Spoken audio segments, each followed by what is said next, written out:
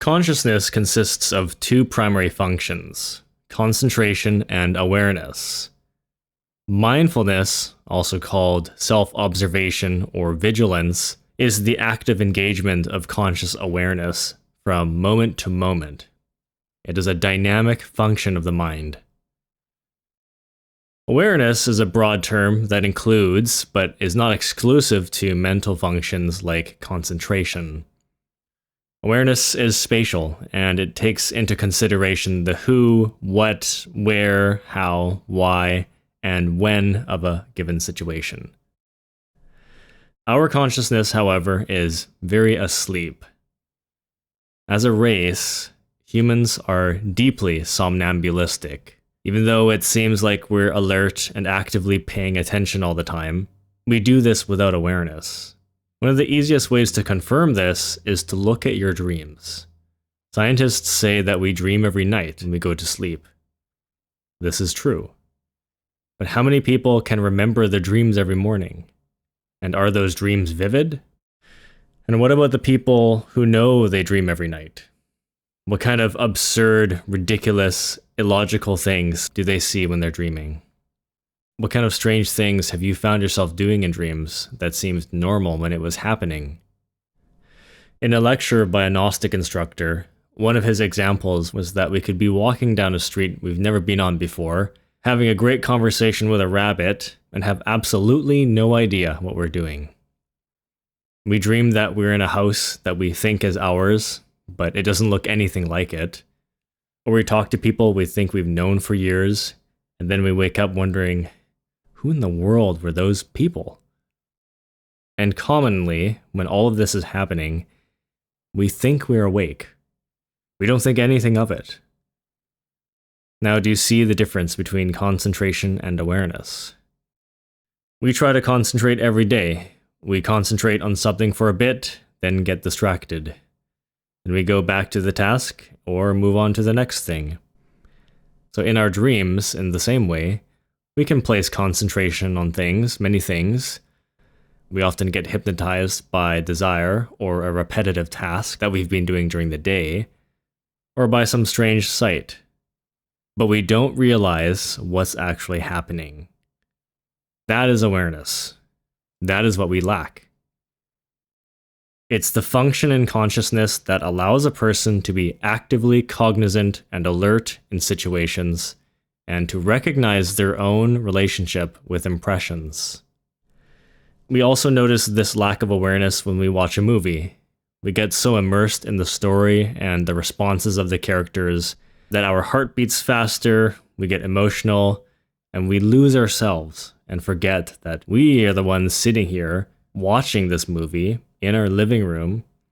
We lose awareness of that, and we just kind of become the movie. Unfortunately, there are many people who give up on meditation years down the road because they can't seem to get anything out of it. This is almost always due to the fact that they're not training themselves to be present and cognizant of themselves during the day. Because that mindfulness, ideally, is something that we should just be able to naturally maintain constantly, without breaks of distraction. To be mindful at all times, even when not in meditation. In fact, it's something that should be practiced every day from moment to moment. And there are similar practices where students exercise mindfulness for half an hour or an hour a day. But these are typically concentration exercises where there's a specific subject that they're focusing on. But to practice mindfulness, which is a general self-awareness and awareness of impressions, is something that should be practiced all day long, and all night even, if possible. Typically, our mind wanders everywhere during the day. We're thinking about that girl we met the other night, or we're driving to work with the music on and fantasizing that we're part of a music video. We wander off in our heads while somebody is talking to us, and we multitask and divide our attention to too many things all at once. All the while forgetting ourselves in the process. We forget that we are part of the impressions that we take in as observers. That's the critical aspect of awareness, self-awareness. In previous presentations, It's been taught that the human mind is almost entirely comprised of and conditioned by psychic aggregates, which in the West are called egos, and in Eastern religions are called skandhas or samskaras. There are many names for this. We have a subconscious mind that constantly distracts us with cravings, intellectual speculation, labels, thoughts about the future, dwellings in the past.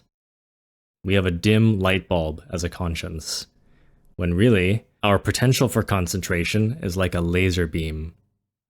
In fact, since the time of ancient India and Egypt, our ability to concentrate and maintain awareness as a race has declined. Our attention spans are shorter than they have ever been. That's part of the reason why songs on the radio are cut off at the end by a few seconds.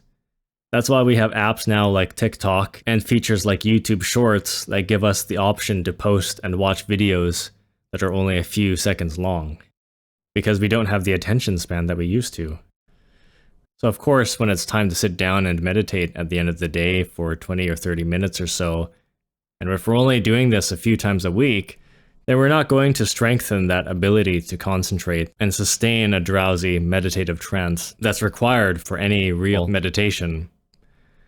Awareness is a moment-to-moment experience, a continuity of consciousness. This is such a basic thing that all of us should have been taught when we were children. The three brains, the mind, intellect, the intellect, the emotions, and the motor instinctual sexual brain must be constantly in balance in order to utilize the body's energy efficiently. This promotes vitality. And so this can't be done if we're not aware of the different parts of our mind that we're using. So fully developed awareness is not the ability to focus on something for 2 hours straight while exhausting ourselves and then quitting and falling back into hypnosis again. Awareness is the natural ability to effortlessly remain conscious and awake at all times from moment to moment. It's because our mind is conditioned by these skandhas or defects that our consciousness is modified and can't do this. This is why our ability to focus requires a lot of effort, and the practice of mindfulness starts off very transient and exhausting for many people. So in summary, mindfulness is an active function that demands a constant inquisitiveness in whatever we're observing.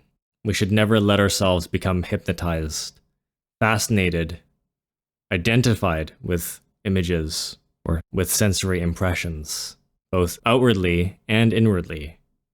We have to observe the outside world at all times, and we have to be watchful of our internal world, what we're feeling, what we're thinking, what we're doing.